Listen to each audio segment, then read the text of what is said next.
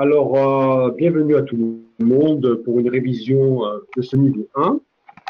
Добро пожаловать всем. Мы повторим знания первого уровня. Donc, nous allons revoir les bases du niveau 1 d'abord, parce que ça, c'est important. Сначала мы посмотрим основные положения первого уровня, это очень важно. Et puis après, évidemment, nous allons revoir les programmes et comment les appliquer en fonction des cas que vous avez, puisque... Затем, конечно, мы рассмотрим все программы, как их использовать по тем случаям, которые вы можете рассказать.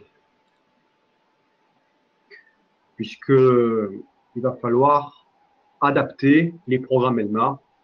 La plupart du temps, on va reparler de ça. Мы поговорим о том, как адаптировать программы ELMA к тем случаям, которые у вас в практике бывают. Alors, tout d'abord,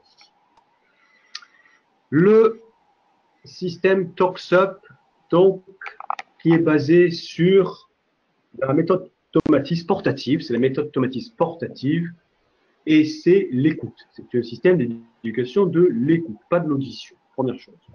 Значит, первое, система TalkSup – это мобильная система тренировки слушания. Не слуха, а слушания. Вы помните об этом. Donc, s'il y a des problèmes d'audition, vous vous rappelez, il faut absolument que la personne aille d'abord consulter un ORL. Соответственно, если есть проблемы со слухом, со слушанием, первое, что мы делаем, это предлагаем клиенту-пациенту сходить к лор-врачу. Ensuite, si on est sûr qu'il n'y a pas de problème d'audition, on peut commencer les sessions en méthode Tomatis. Дальше, если мы убедимся в том, что со слухом нет проблем физиологических, то мы можем начинать занятия по методике Tomatis.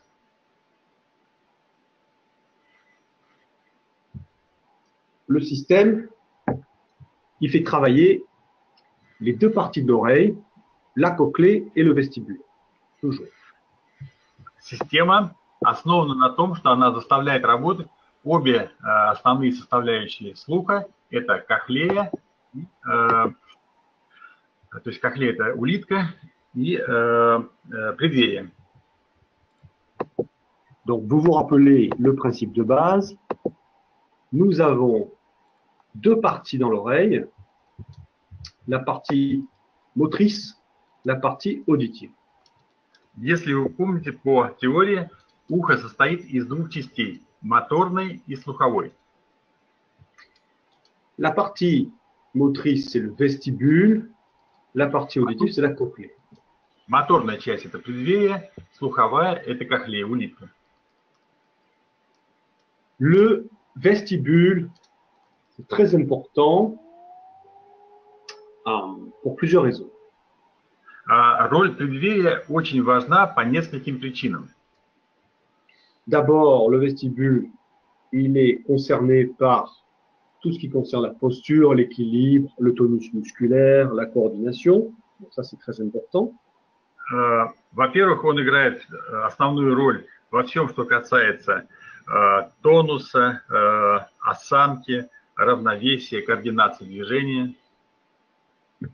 Mais au-delà de l'aspect purement moteur, il est aussi concerné par la régulation de l'émotion, par les processus de socialisation, ça c'est très important aussi, par le schéma corporel. Donc, on va avoir affaire au vestibule, non seulement au niveau moteur, mais au niveau aussi régulation de l'émotion.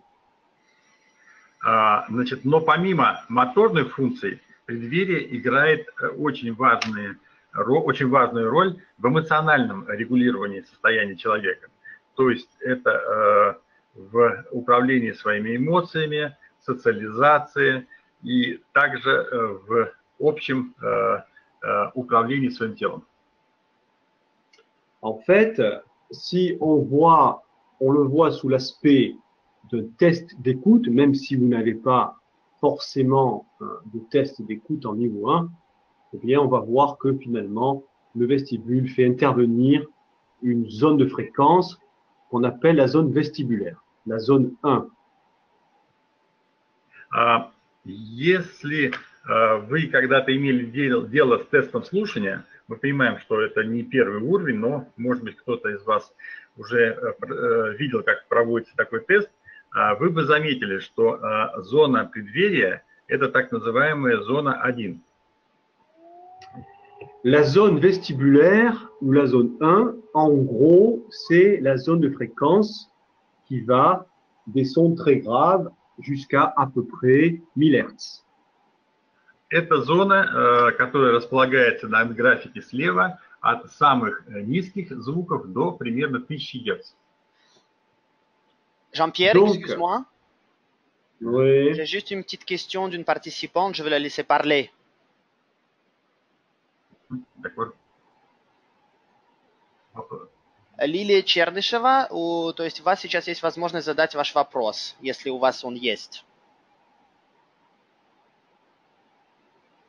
Ну, пока что нет вопросов. Пока что нет. Извините, я просто увидел вашу руку поднятую. Может, вы ранее просто ее подняли. Нет. Не беспокойтесь. Меня видно, да? Я просто не поняла, видите ли вы меня? Да, я вижу вас, я вижу, что вы подняли руку. То есть, если у кого-то есть какой-то вопрос, вы можете нажать на руку, и мы тогда дадим вам слово. Хорошо, спасибо. Bon, elle s'est juste trompée, elle a appuyé sur la main, elle l'a pas fait exprès. Donc, tu peux continuer, Jean-Pierre, désolé.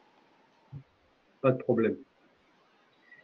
Je disais donc que on va avec le vestibule c'est important et il concerne sur le plan fréquentiel ce qu'on appelle la zone 1 des sons graves jusqu'à peu près 1000 Hz. Donc c'est important finalement pour vous, même si vous n'avez pas de test d'écoute, de pouvoir vous référer à ces zones parce que finalement c'est très utile. Zone 1, zone vestibulaire, travail sur le corps, travail sur l'équilibre, la coordination, mais aussi la régulation de l'émotion.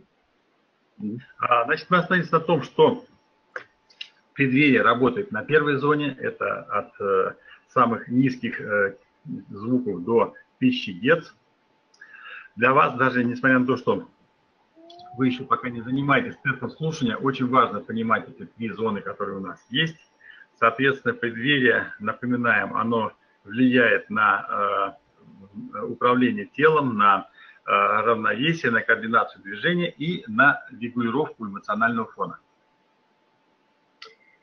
Et puis, après, évidemment, on a parallèlement au vestibule la partie auditive de l'oreille, la cochlée. Et la cochlée, eh bien, c'est à la fois le langage, c'est le décodage de la parole, c'est les capacités de discrimination fine, mais c'est aussi la capacité de stimuler beaucoup le cerveau, de créer de l'éveil cortical. Как мы говорили, вторая часть уха – это кохлея, улитка, которая непосредственно отвечает за речь, за декодирование того, что мы слышим, за тонкое развлечение звуков. Также она влияет на мозг, производит то, что мы называем стимулирование мозга. Alors, c'est très intéressant aussi parce que on va là toucher deux autres zones, la zone, ce qu'on appelle la zone 2 et ce qu'on appelle la zone 3. Это интересно тем, что сейчас мы переходим к остальным двум зонам, зона 2 и зона 3.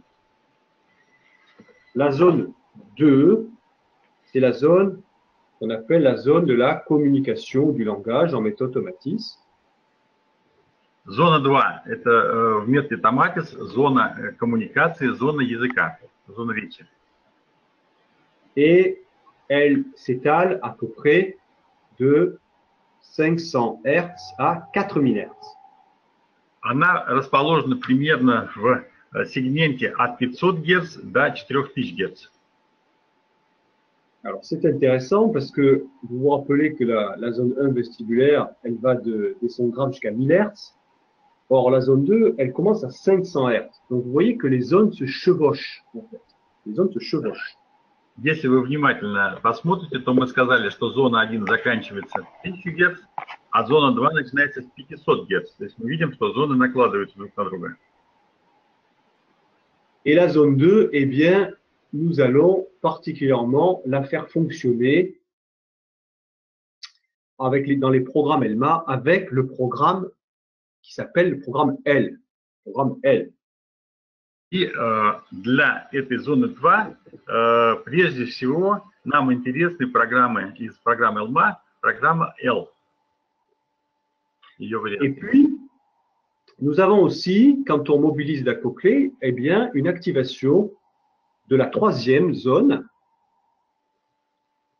И помимо, как мы сказали, зоны 2, активирование кохлеи и дает влияние на третью зону. La zone 3 qu'on appelle la zone de l'énergie. Третья зона у нас называется энергетической зоной. La zone de l'énergie, c'est une zone qui va à peu près de 2000 Hz jusqu'à 16 000 Hz. Эта зона, как правило, рассматривается в сегменте от 2000 до 16 000 Гц. Donc là aussi, vous voyez que, eh bien, il y a un chevauchement des zones 2 et de la zone 3. Ça se chevauche. Здесь вы также видите, что зоны 2 и 3 пересекаются. Donc si je récapitule, Повторяем. pour vous guider, parce que je pense que ça peut être une grille d'interprétation intéressante pour vous. Чтобы вам легче было ориентироваться, я вам покажу такую сетку ориентирования. Шкалу. Zone 1, zone du vestibule. Первая зона, зона преддверия. À peu près des sons graves jusqu'à 1000 Hz. От самых низких до 1000 Гц. Et évidemment, comme vous pouvez peut-être l'imaginer, eh bien, quand on va utiliser les programmes T, quand on va utiliser les programmes F, mais aussi quand on va utiliser les programmes EE, on va beaucoup stimuler cette zone, le vestibule.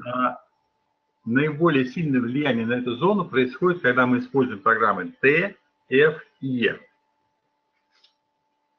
Et donc, le vestibule, je répète, c'est non seulement la motricité, la régulation de la motricité, mais c'est aussi, en grande partie, la régulation de l'émotion et aussi les processus de socialisation. C'est quand même très important. И напоминаю вам, что здесь мы, как бы, зона 1 воздействуем на преддверие, у которого помимо моторных функций еще есть функция важная регулирования эмоционального фона и социализации.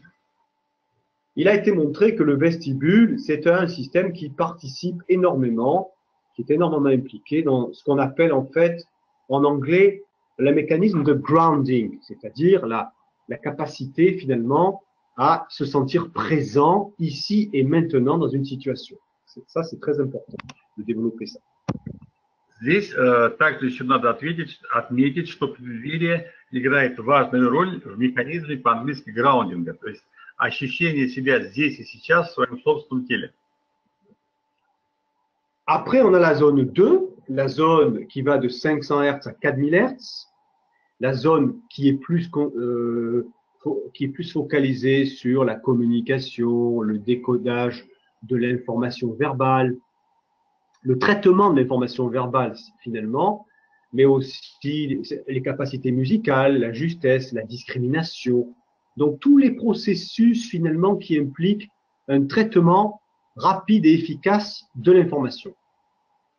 Далее мы говорили, что у нас зона 2 от 500 до 4000 Гц. Это зона, которая отвечает за коммуникацию, за декодирование всей языковой речевой информации, за музыкальные способности, за правильное восприятие звуков, общение и быстрая обработка. Finalement, on pourrait appeler cette zone la zone du traitement de l'information. Ça serait notre façon Можно назвать эту зону зоной обработки информации. Et puis finalement, on a la zone 3, la zone de l'énergie qui va de 2000 Hz jusqu'à la limite de l'audition, 16 000 Hz. Et là, c'est une zone très importante aussi puisqu'elle permet Finalement, la zone 3 permet de bien faire fonctionner les deux autres zones. C'est en quelque sorte le carburant, si on peut dire, le carburant des deux autres zones. А третья зона, как мы сказали, энергетическая, она покрывает сегмент от 2000 до 16 тысяч, то есть почти до максимального порога восприятия звуковой информации.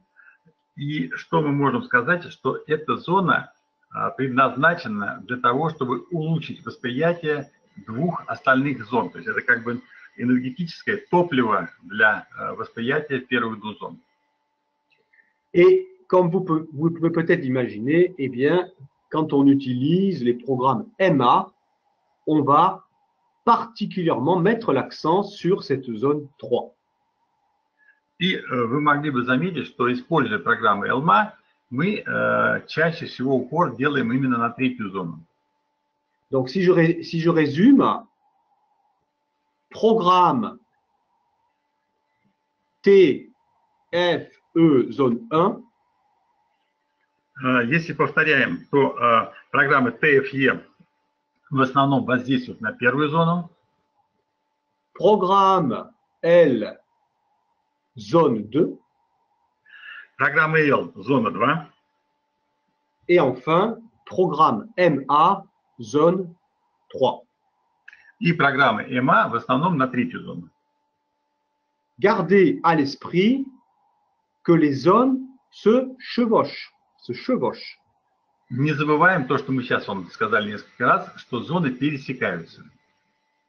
Cela veut dire que, en fait, quel que soit le programme utilisé, on ne va jamais exclusivement mobiliser qu'une seule zone. On va toujours mobiliser plusieurs zones. Mais l'idée est que l'accent sera mis sur une zone particulière. Отсюда, какую бы программу мы ни использовали, воздействие идет не на одну зону, а на несколько зон. То есть приоритет идет на ту зону, которая нам интересна, но параллельно идет воздействие и на остальные зоны. Donc, quand vous construisez un programme, quand vous choisissez un programme, la question à vous poser est la suivante. Поэтому, когда вы выбираете или сами строите программу, основной вопрос следующий. À quel degré est-ce que je veux faire travailler la zone 1? Jusqu'à quel degré je veux faire travailler la zone 2 et jusqu'à quel degré je veux faire travailler la zone 3? Вопрос такой, в какой степени мне нужно сконцентрировать свою работу на зоне 1, на зоне 2 или на зоне 3? Et quelle est la priorité sur ces trois zones? Qu'est-ce que je veux faire travailler d'abord? И каковы мои приоритеты? Какая зона меня интересует в первую очередь? C'est très intéressant parce que si vous raisonnez comme ça, eh bien, vous allez raisonner finalement beaucoup plus par propriété des enregistrements acoustiques que par simplement le bouton sur lequel il faut appuyer pour avoir le programme. Это очень важно, потому что если вы будете мыслить таким образом, то вы в первую очередь будете смотреть на особенности звуковых характеристик музыкальных кирпичиков, которые вы используете, а не просто там представлять себе, как будто проблема и есть соответствующая кнопка, которую можно нажать, чтобы ее вылечить. Toujours raisonner par propriété acoustique des enregistrements. Toujours. Je vais y revenir, bien sûr. Я все время вам повторяю, что в первую очередь интересуйтесь особенностями, звуковыми характеристиками данных там, кирпичиков, треков, которые вы используете. Et ceci nous amène à l'idée de mixer les programmes. Основываясь на этом, вы можете уже начинать микшировать программы, делать какие-то смешанные программы. L'idée est que quand vous commencez un premier programme, vous allez commencer par un programme T ou F, très certainement d'ailleurs, par rapport aux populations que vous avez, très certainement par un programme T, suivi d'un programme F. Соответственно, вы начинаете всегда занятие томатисом с программы F или T, а учитывая, что основная часть ваших клиентов это такие тяжелые случаи, значит, наоборот, скорее всего, больше всего вы будете использовать для начала T, а потом F. Ensuite, pour le choix de notre programme, posez-vous la question, encore une fois, à quel degré est-ce que je veux faire travailler la zone 1, à quel degré je veux faire travailler la zone 2 et à quel degré je veux faire travailler la zone 3. Quelle est ma priorité? Далее сами задавите себе вопрос, какая зона мне сейчас нужна в первую очередь, насколько я хочу воздействовать на зону 1, на зону 2 или на зону 3. Évidemment, comme vous le savez, la priorité, s'il y a un problème qui se pose au niveau de la régulation d'émotions, c'est toujours la régulation d'émotions. Et c'est la raison pour laquelle, souvent, ça sera très important de continuer à faire travailler la zone 1 d'une façon ou d'une autre. Как вы помните, мы с вами говорили, что в плане приоритетов у нас идет эмоциональный фон. Если есть проблемы с эмоциональным фоном, в первую очередь мы работаем над этими проблемами. Соответственно, мы задействуем зону 1. Pour faire travailler la zone 1, j'ai les programmes E. Для первой зоны у нас есть программа E. Mais j'ai aussi, évidemment, le programme F. И также программа F. D'où l'idée, si vous voulez être plus progressif, ce que je vous conseille très fortement, d'où l'idée de finalement, principe de base, toujours réinjecter dans vos programmes des éléments de F. Toujours. Отсюда, если вы помните, я говорил на обучении, для того, чтобы следовать принципу постепенности, постепенного наращивания нагрузки, я всегда рекомендую вам, когда вы переходите с программы F на следующие, подмешивать элементы программы F в следующие программы. Alors, avant de revenir sur les programmes plus en détail, je vais quand même faire un petit rappel sur le moteur du système qui s'appelle le gating. Перед тем, как начать обсуждение программ, я хотел бы вам напомнить об основном принципе использования в методе Tomatis. Это принцип гейтинга или чередования по-русски. Le gating. Alors, le gating. Значит, чередование. Что это такое? Le gating, c'est un système qui consiste à alterner deux réglages particuliers. Это система, которая позволяет чередовать две различные настройки. Un réglage qui privilégie les sons graves. Первая настройка, она выделяет низкие звуки, усиливает их. Tout en minimisant les sons aigus. D'ailleurs, on n'élimine pas les sons aigus. Hein. Les sons aigus sont présents. C'est simplement qu'on les atténue. C'est pas pareil. Hein. При этом уменьшая высокие звуки. Тут важный момент. Мы их не вырезаем, они остаются, просто мы уменьшаем их пропорцию. Et un réglage qui fait l'opposé, qui consiste à privilégier les sons aigus et atténuer les sons graves. И, соответственно, вторая настройка полностью противоположная, которая усиливает высокие звуки и уменьшает низкие звуки. Voilà, on appelle ces réglages, on appelle ça des canaux. Mais en fait, quand vous entendez le mot canal, vous remplacez le mot canal par le mot réglage. C'est la même chose. Эти настройки называются педагогическими каналами, но когда вы слышите слово «канал», вы должны понимать, что это настройки, о которых мы сейчас говорим. Alors, le passage du canal 1 au canal 2 se fait par une seule chose, les variations d'énergie, les variations d'intensité contenues dans la musique. Переход с канала 1 на канал 2 происходит только по одной причине, когда происходит изменение энергии музыки или ее громкости, интенсивности. Et c'est pour ça qu'on utilise en grande partie la musique de Mozart, parce que on veut que ce passage soit difficilement prévisible par le cerveau. Поэтому мы используем в основном музыку Моцарта, потому что наша задача сделать этот переход непрогнозируемым для нашего мозга. Трудно прогнозировать. Comme ça, le cerveau, eh bien, il est toujours intéressé par ce qui se passe et c'est très motivant pour le cerveau. Задача, чтобы мозг постоянно находился в тонусе, ему было интересно, что происходит, и он пытался найти этот алгоритм. Et si le cerveau est intéressé et motivé, eh bien, en retour, il va finalement mieux faire fonctionner l'oreille. Donc, il y a un effet central, si vous voulez, dans la méthode automatisme, qui est important, qui est un effet à la fois attentionnel et motivationnel. Отсюда, когда мозг у нас заинтересован и мотивирован, он влияет на ухо. То есть идет центральное воздействие, центробежное от мозга к уху. Он заставляет ухо работать интенсивнее и эффективнее. Mais en même temps, évidemment, il y a aussi un effet périphérique, très important, puisqu'à la périphérie du système auditif, on fait travailler eh bien, les deux petits muscles qui se trouvent dans l'oreille moyenne, le muscle du marteau et le muscle de l'étrier. Соответственно, дальше наблюдается определенный периферический эффект. Эти процессы заставляют напрягаться две мышцы, которые находятся в среднем ухе. Если вы помните, мы говорили об этом, мышца молоточка и мышца стремечка. Canal 1, état de détente de ces muscles. Canal 2, état de tension de ces muscles. Канал 1 – это состояние расслабления для этих мышц.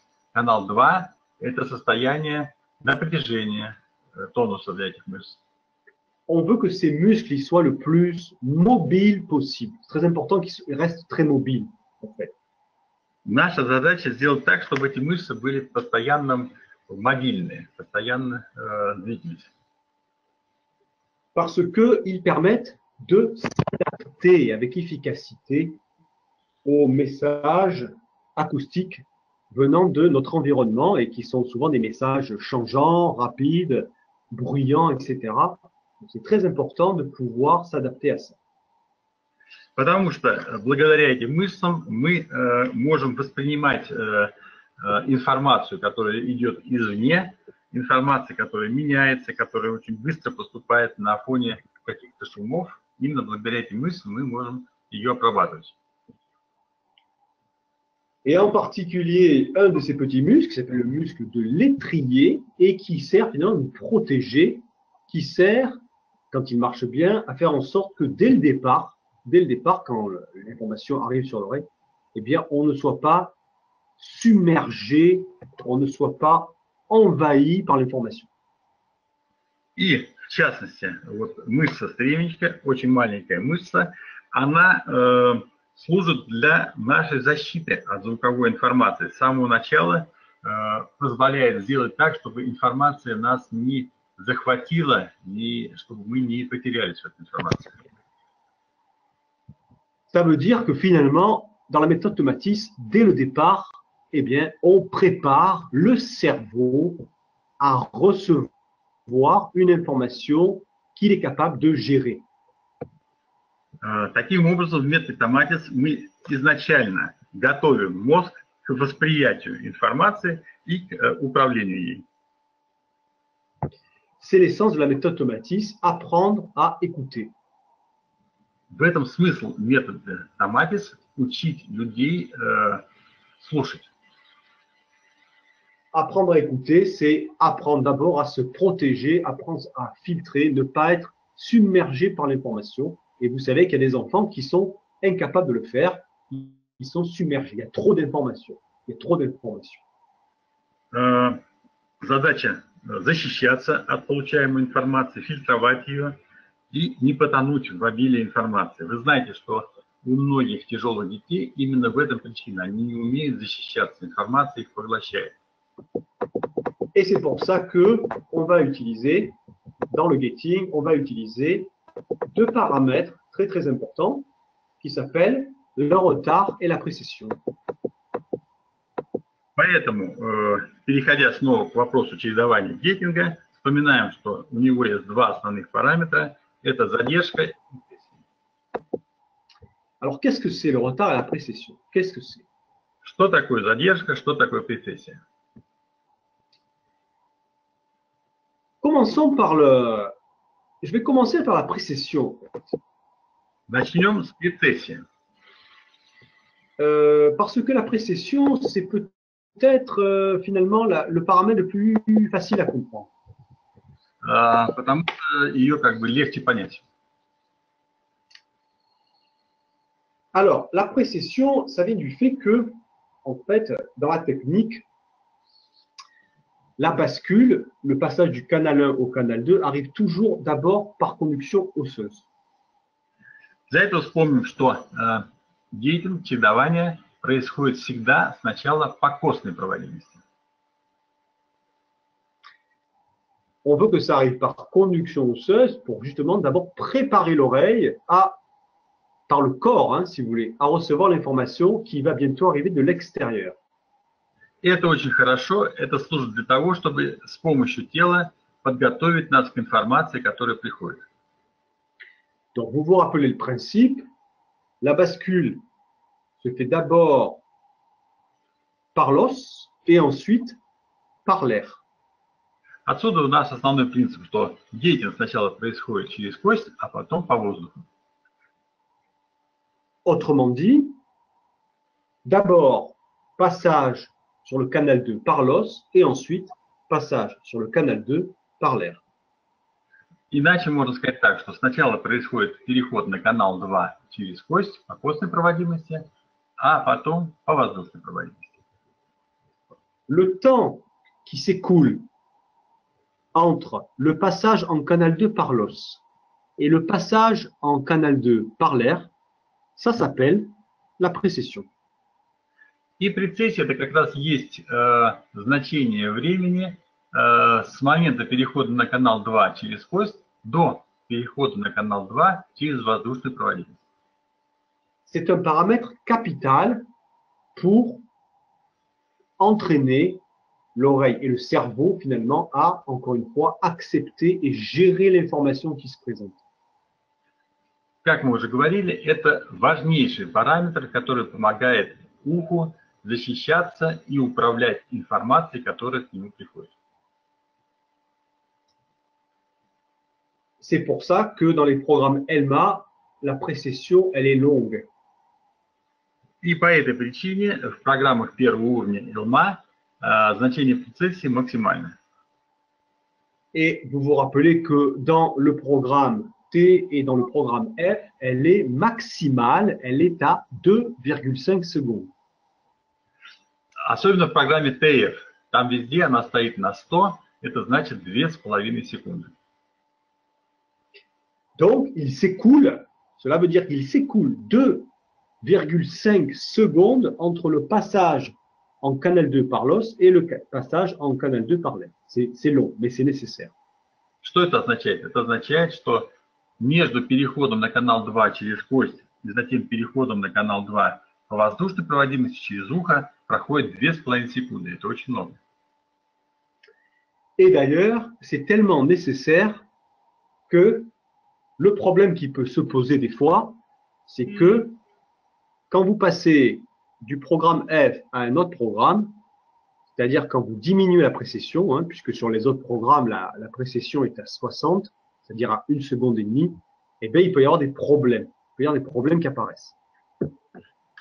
И отсюда множество случаев, которые наблюдаются, когда вы переходите с программы F на следующие программы, да, ELMA. Поскольку в программе TF только прецессия 100, а дальше прецессия снижается. Она тоже еще довольно большая, но снижается там, до 60. То есть разница целая секунда. Ça, c'est un problème qui peut se poser, qui est assez fréquent finalement sur le plan technique. Le passage d'une précession à 2,5 secondes dans les programmes TF à une précession à 1,5 seconde dans les autres programmes, eh bien, peut poser des problèmes parce que pour beaucoup d'enfants, eh bien, ça devient trop court, ça devient trop rapide. И отсюда бывают дети, у которых возникают проблемы с переходом на более скоростные прецессии, потому что, как мы говорили, мы переходим с 2,5 секунд на 1,5 секунды, то есть на секунду идет увеличение скорости, и есть дети, которым тяжело так резко перейти. C'est pour ça que souvent, vous verrez, enfin, en tout cas, vous pourrez le voir, un enfant, il fait un programme T, il fait un programme F, ah ok, ça va mieux. Et puis après, vous passez à un autre programme et hop, ça va moins bien, il redevient nerveux, agressif, il a plus envie de mettre le casque, etc., etc. Поэтому вот вы наверняка наблюдали такие ситуации, когда ребенок проходит там программу Т, F, все спокойно, хорошо. Как только вы пошли дальше на программу ELMA, он становится нервным и агрессивным. Alors, il y a deux choses qui rentrent en jeu. Hein. Il y a, comme je l'ai dit, l'abaissement de la précession. Ça devient trop rapide. Ça, c'est numéro 1. И здесь это объясняется двумя параметрами. Первое, то, что ускоряется прецессия, это первый параметр. Et puis le deuxième paramètre qui est aussi, le deuxième facteur qui est aussi très important et qui peut jouer de façon négative, c'est le temps d'exposition. C'est-à-dire que si vous faites 2 heures, eh bien, pour beaucoup d'enfants, c'est trop long. И второй момент – это продолжительность сеансов. Для многих детей, если вы делаете сеансы по 2 часа, это бывает очень много. Et là, je reviens à ce que j'ai dit tout à l'heure. C'est la raison pour laquelle, avec la plupart du temps, les enfants que vous avez, eh bien, il faudra toujours, quel que soit le programme ultérieur, que ce soit le programme E, que ce soit le programme L, que ce soit le programme MA, il faudra toujours réinjecter dans vos programmes des jours de F, puisque donc F est plus lent. Ça, c'est très important. Именно поэтому я вот уже начинал об этом говорить по поводу микширования, что чтобы снизить вот эту нагрузку на ребенка, когда вы видите, что ему тяжело, есть хороший вариант, когда вы в программу там ELMA добавляете кусочки, там, дни или треки из программы F. Et le deuxième facteur, c'est qu'il ne faut pas hésiter non seulement à mixer les programmes, à réinjecter du F dans les programmes, mais aussi à raccourcir le temps des séances, à passer par exemple de 2 heures à 1h30. Voilà. Второй момент, помимо добавления программы F, надо смотреть на продолжительность сеанса. Возможно, 2 часа многовато, возможно, достаточно 1,5 часов. Et des fois même, il ne faut pas hésiter à repasser à 1 heure. Ça suffit. Для многих детей, тяжелых, конечно, достаточно даже бывает и часа. Donc ça, c'est le paramètre de précession.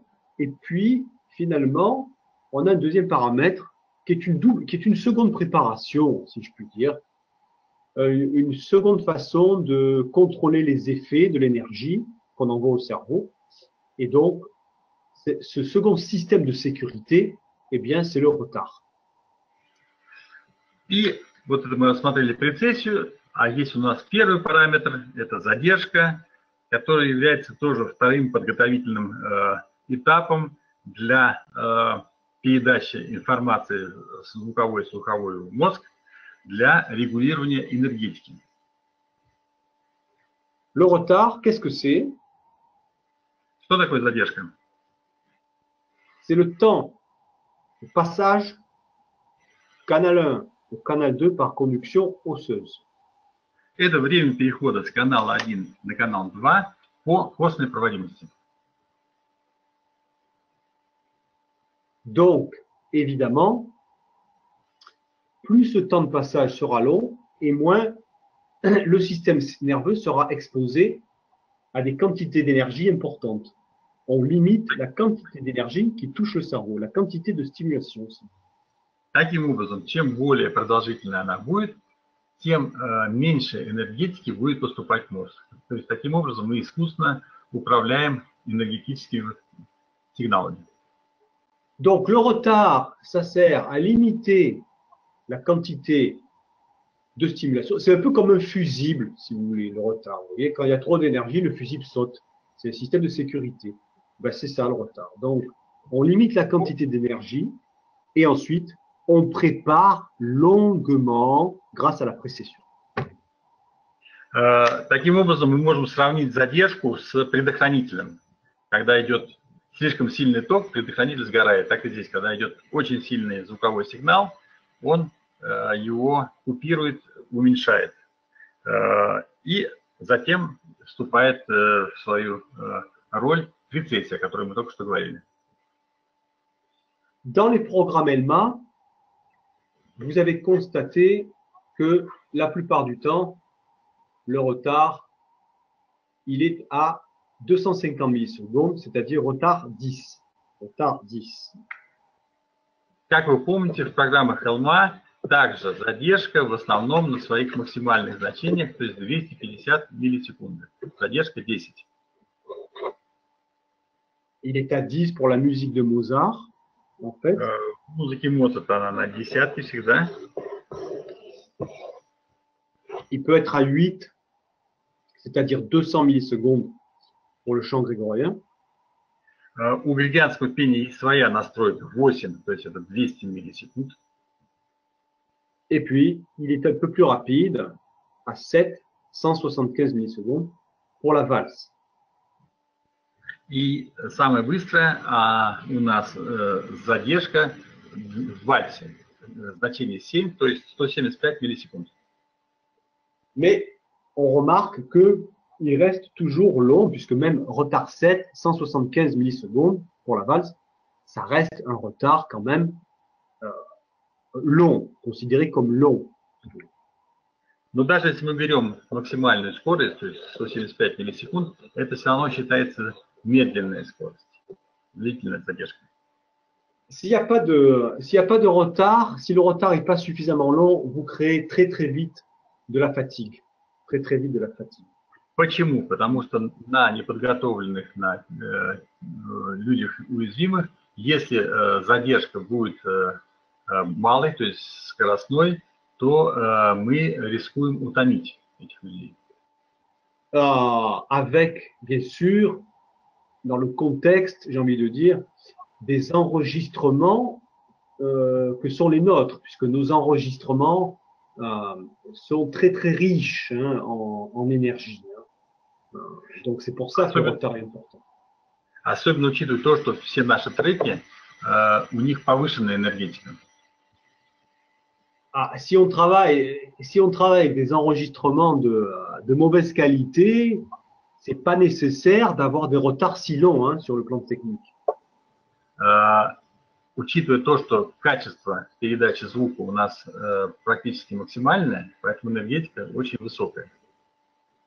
Mais nous, on a beaucoup d'énergie dans nos enregistrements et c'est pour ça que c'est très important d'avoir des retards suffisamment longs. Très important. Если бы у нас было плохое качество, то можно было бы и не использовать эти задержки прецессии, потому что энергетика была бы понижена. Voilà donc le retard et la précession, deux paramètres fondamentaux pour permettre un entraînement correct de l'écoute en méthode automatiste. Два этих параметра, задержка и прецессия, это важнейшие элементы для правильного воспитания слушания по методике Tomatis. Le retard, il a la propriété de relaxer, puisque justement on limite la quantité d'énergie qui arrive sur le corps. Donc il relaxe. Значит, у задержки основной эффект расслабляющий, он уменьшает количество энергетики, которая попадает в мозг. La précession induit, elle développe le désir d'écouter, puisque finalement on travaille sur le temps d'arrivée de l'information par la conduction aérienne. Donc la précession, elle induit le désir. Основная функция прецессии – это повышение желания слушать. Mais d'abord, évidemment, pour pouvoir me mettre à écouter, première chose, il faut que mon corps soit suffisamment disponible et donc relaxé. Il ne faut pas que mon corps soit de stress. Ça, c'est très important. Опять-таки, для того, чтобы человек хорошо слушал, первое, что нам надо добиться того, чтобы тело расслабилось, чтобы человек не был в стрессе.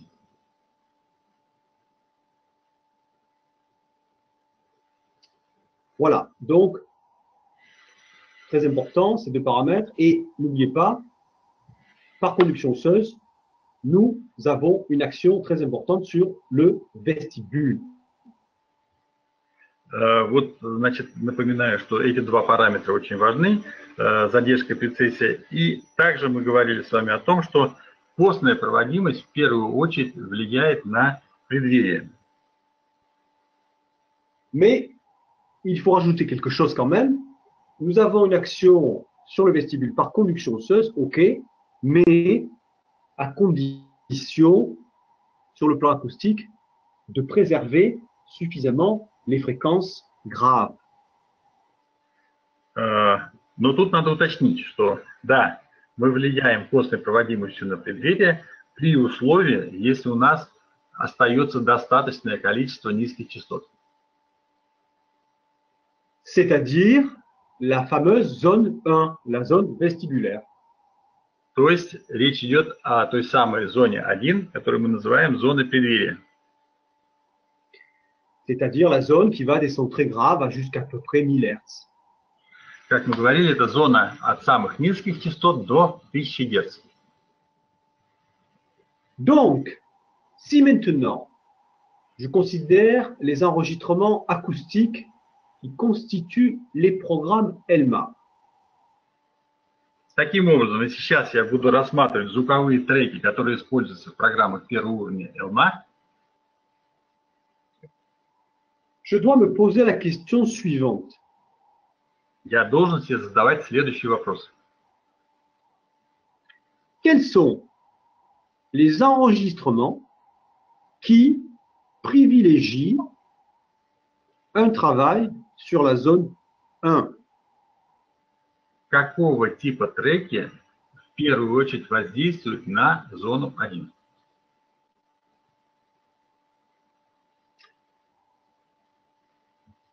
Alors, quels sont-ils? Какие?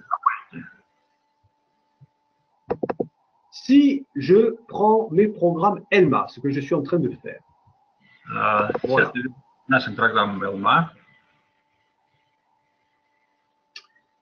récapitulons nos enregistrements. Помним, какие треки у нас есть. Qu'est-ce que nous avons à notre disposition finalement? Какой у нас есть Qu'est-ce que nous инструментарий? avons? Alors, qu'est-ce qui pourrait faire travailler la zone 1? Что в первую очередь будет воздействовать на зону 1? Какие треки?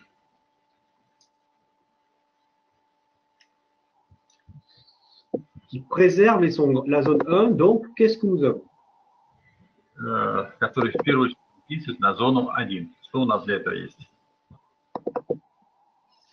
Nous avons évidemment l'enregistrement de base MU. C'est clair. В первую очередь это наш базовый кирпич, базовый треки Mozart MU. MU est la façon de faire travailler la zone 1 de façon un petit peu privilégiée, j'ai envie de dire.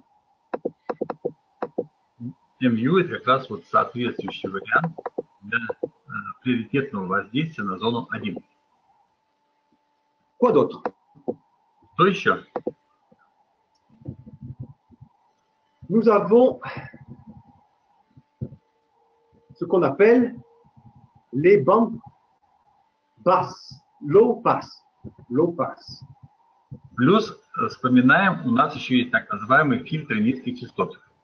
По-английски low pass. Okay. Low pass, très important, low pass, ça permet de couper l'influence des sons aigus. Они как раз интересны тем, что они обрезают слегка высокие частоты. Уменьшают их. Vous vous rappelez le principe du low pass. Le low pass, j'atténue les sons aigus. Это как раз и с какого-то момента высокие частоты начинают спускаться с какой-то частоты. Ça met plus de repos dans le travail. Это позволяет работать в менее напряженных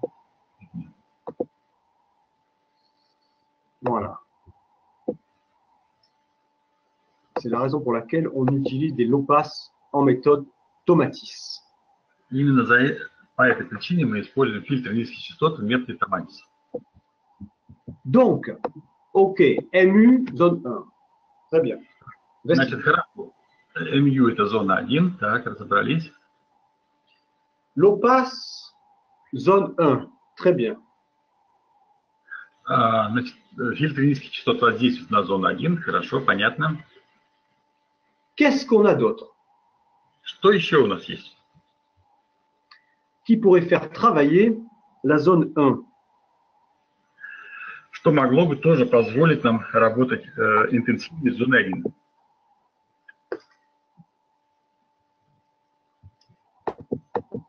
Eh bien, nous avons un enregistrement très intéressant qui s'appelle la BPU1. Вспоминаем, у нас есть такой интересный фильтр, который называется BPU1. Pourquoi? Почему именно он? Parce que elle démarre à 500 Hz, donc elle couvre en partie la zone 1. Потому что он начинается с 500 Гц, то есть частично он включает в себя зону 1. Mais aussi la zone 2. А также зону 2. Mais comme la zone 1 est en partie couverte et que les harmoniques aiguës sont atténuées, puisque la BPU1 elle s'étale de 500 Hz à 3000 Hz, eh bien, nous touchons aussi en partie la zone 1. Ça produit un effet relaxant très intéressant.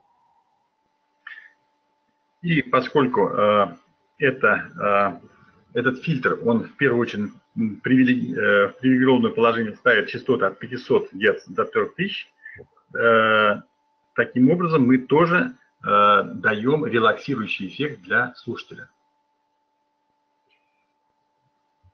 Ensuite, nous avons la valse.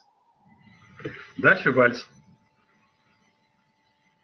La valse est une musique que nous utilisons en méthode Tomatis de façon très particulière grâce à sa rythmique.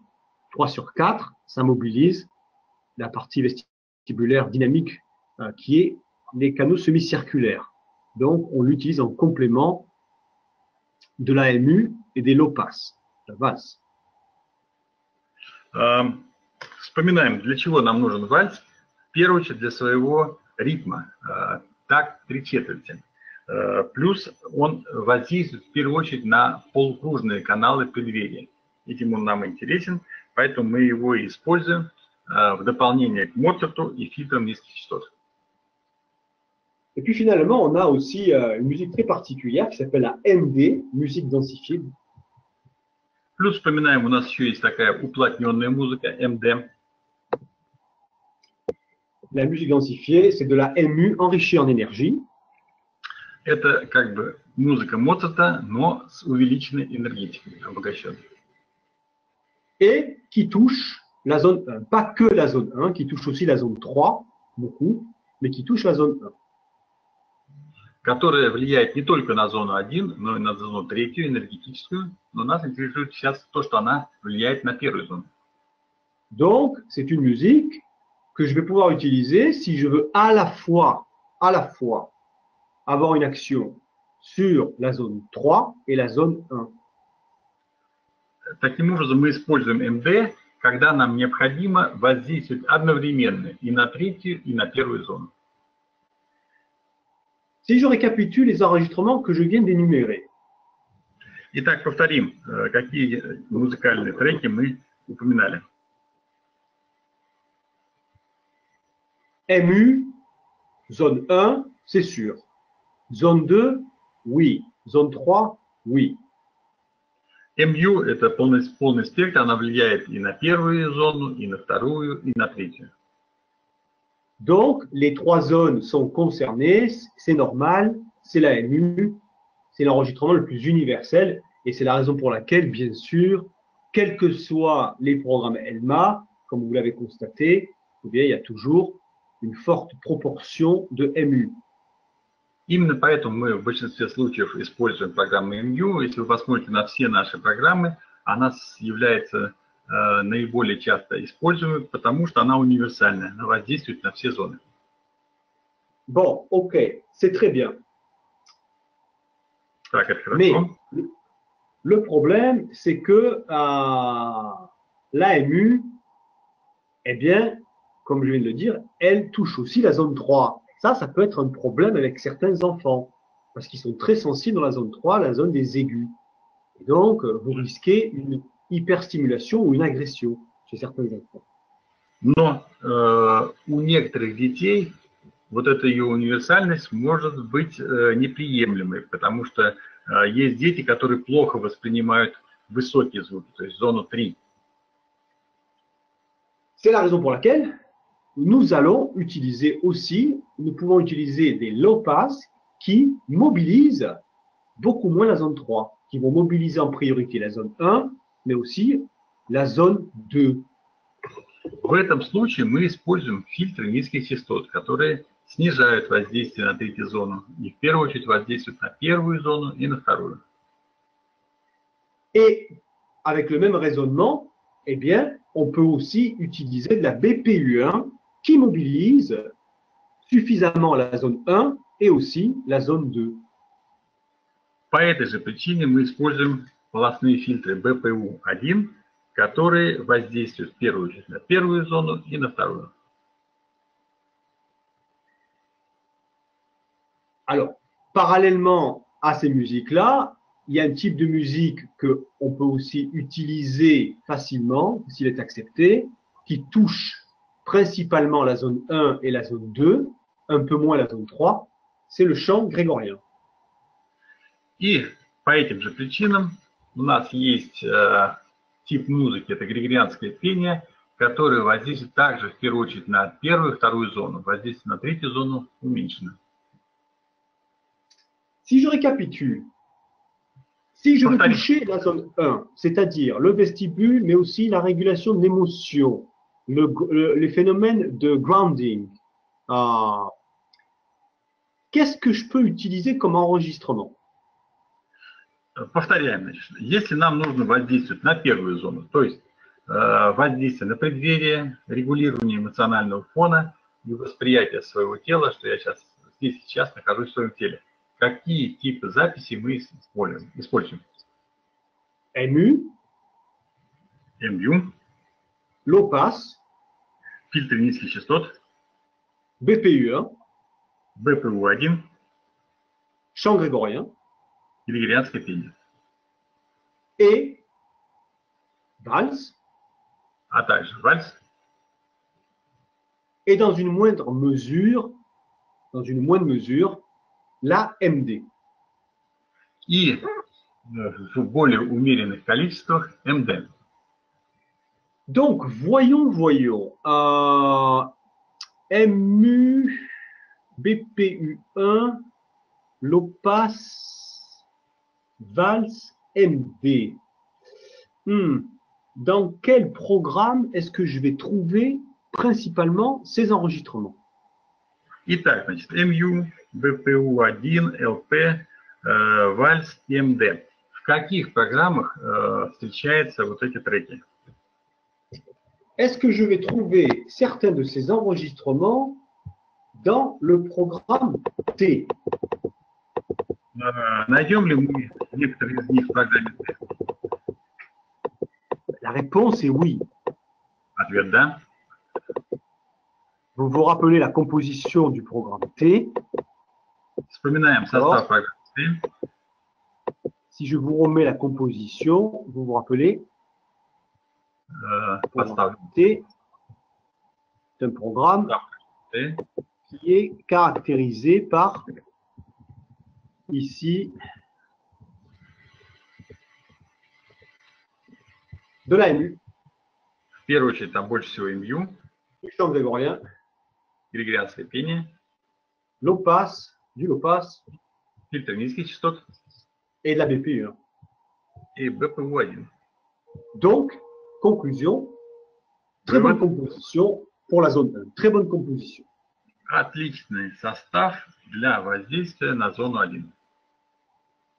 De plus, n'oubliez pas, quels que soient les enregistrements dans ce programme, la précession est à 100. Плюс мы вспоминаем, что в программе T Прецессия используется только на максимальном значении 100.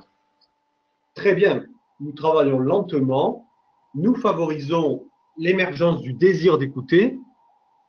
Хорошо, мы работаем медленно, мы стимулируем желание слушать, Nous contrôlons la quantité d'énergie envoyée au cerveau. On stimule, mais pas trop. контролируем энергетический поток в мозг, чтобы не перестимулировать его. On a donc un très très bon programme pour démarrer un cursus Tomatis. То есть у нас такая очень хорошая программа для начала занятий по методике Томатиса. Par ailleurs, rappelez-vous, vous pouvez aussi jouer, vous devez jouer sur le temps d'exposition. Vous allez commencer par 1 heure, 1 heure, 1 heure, passer à 1 heure et demie, et peut-être terminer sur 2 heures. Mais d'ailleurs, je ne vous le conseille pas. Moi, je vous conseille de vous arrêter à 1 heure et demie. Плюс сама программа Т, она уже рассчитана на поначалу сеансы в час, которые потом вырастают до 1,5 и в конце доходят до 2. Мое личное мнение, я вам предлагаю на программе Т не доходить до 2 часов, ограничиваться сеансами продолжительностью 1,5 часа. Bon, alors ça c'est pas mal, ça c'est très bien. Это очень хорошо. Remarquons quelque chose aussi. Но заметим параллельно вещей. Nous touchons quand même gentiment la zone 2, c'est-à-dire la zone de la communication. Vous voyez l'idée? L'idée, c'est que dès le départ, OK, on travaille sur la zone 1, la régulation d'émotions, l'aspect corporel, mais on induit gentiment déjà une écoute axée sur la communication par l'apport de BPU et aussi de l'OPAS, puisque la zone 2, vous vous rappelez, la zone 2, c'est la communication, c'est 500 4000 Hz. Donc 500 4000 Hz, on va toucher là, 500 4000 Hz, on va toucher là. Таким образом мы, да, воздействуем на зону 1, но что происходит? Параллельно мы еще аккуратно воздействуем и на зону 2. То есть помимо воздействия на эмоции и на тело, мы стимулируем коммуникацию с помощью, в первую очередь, кирпичиков ВПУ-1 и фильтров низких частот, ЛТ. Потому что, вспоминаем, зона 2 – это 500 Гц, 4000 Гц. И вот эти как раз треки ВПУ-1 и ЛП, они включают эту зону. Donc finalement, le programme T, c'est un programme d'abord zone 1, puis zone 2. Voilà comment on pourrait le caractériser. Таким образом, мы можем характеризовать программу Т как воздействие в первую очередь на первую зону, но одновременно и на зону 2. Alors, qu'est-ce qu'on a d'autre pour faire travailler la zone 1? Есть, что позволяет работать зона 1. Alors, voyons, le programme F, est-ce qu'il est bon candidat? Bien sûr, le programme F est un très très bon candidat, évidemment. Программа F подойдет нам? Конечно, подойдет. On retrouve d'ailleurs presque les mêmes ingrédients. On a de la MU, donc zone 1 concernée, champ grégorien, zone 1 concernée, et l'OPAS, zone 1 concernée. Très bon. Те же самые три кирпичика, МЮ, григорианское пение и фильтры низких частот, которые мы говорили, усиливают воздействие на зону 1. Comme il n'y a plus de BPU1, je vous rappelle que la BPU1 s'arrête à 3000 Hz. Hein. Comme il n'y a plus de BPU1 dans ce programme, il est plus exigeant dans les aigus. В чем отличие? Здесь нет, от программы Т, здесь нет БПУ-1, который, мы говорили, заканчивается на 3000 Гц. Таким образом, значит, эта программа, она больше воздействует на третью зону, на зону высоких частот. Jean-Pierre, il y a une petite question, je vais laisser la parole à la dame.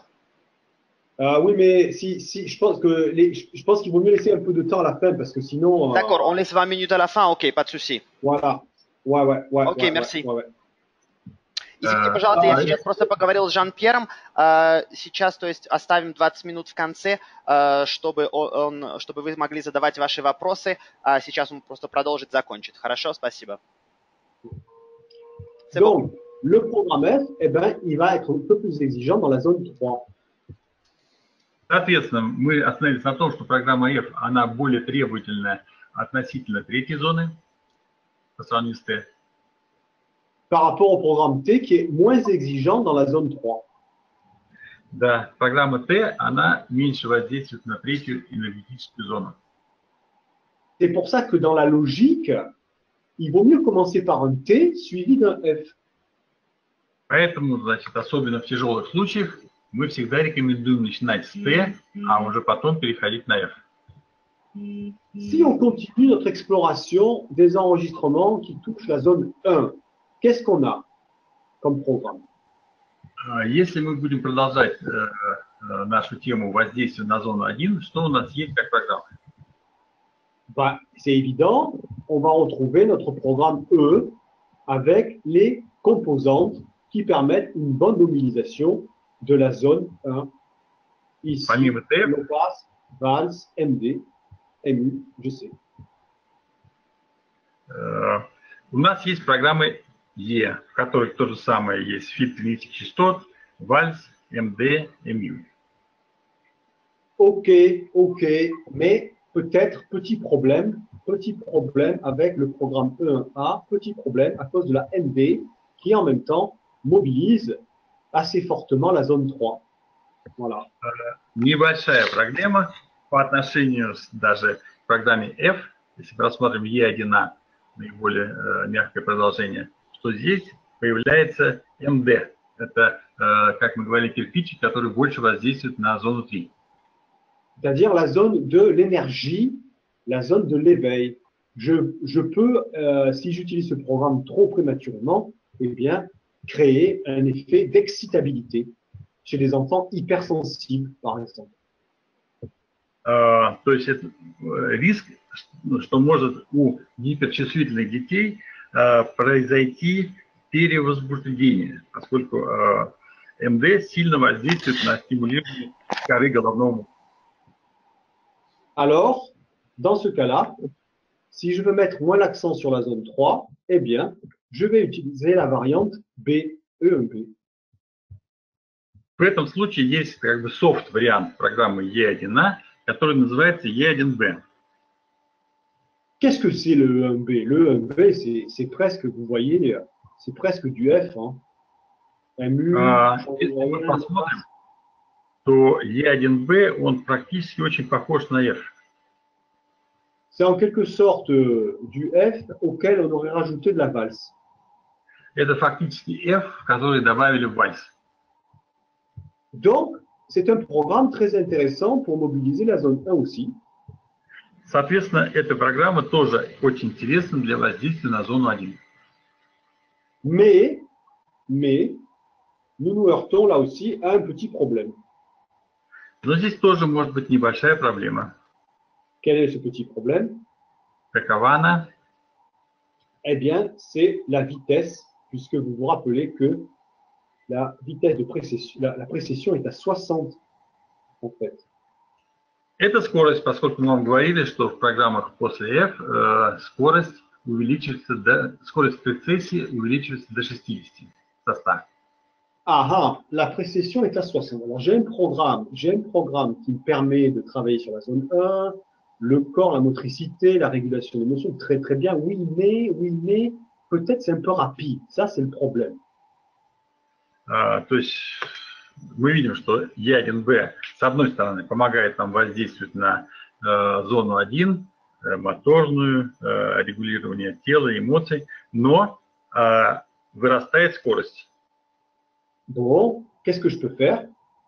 Что мы можем сделать, чтобы как бы решить этот вопрос? Je vais ralentir. Мы можем замедлить ее. Je vais ralentir la vitesse de bascule.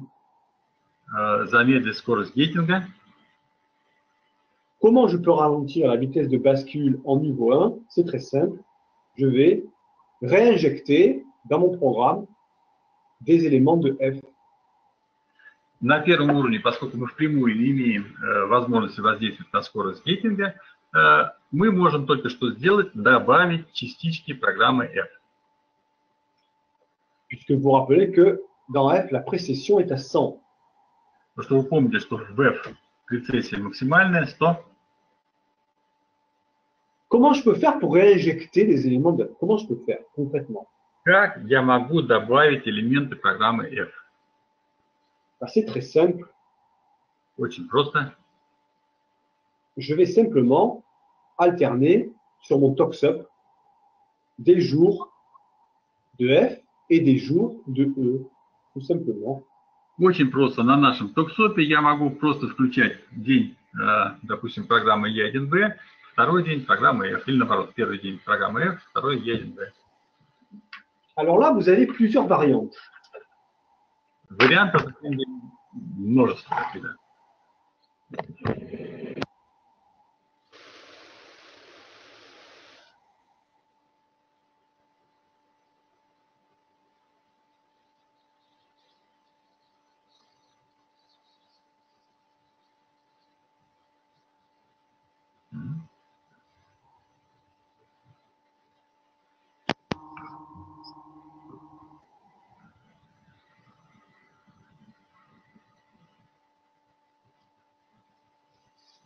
Allô?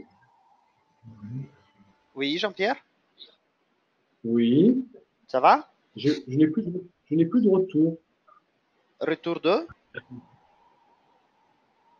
Bah, j'ai plus de retour. Jean-Pierre, я не слышу. Сейчас слышу его, да.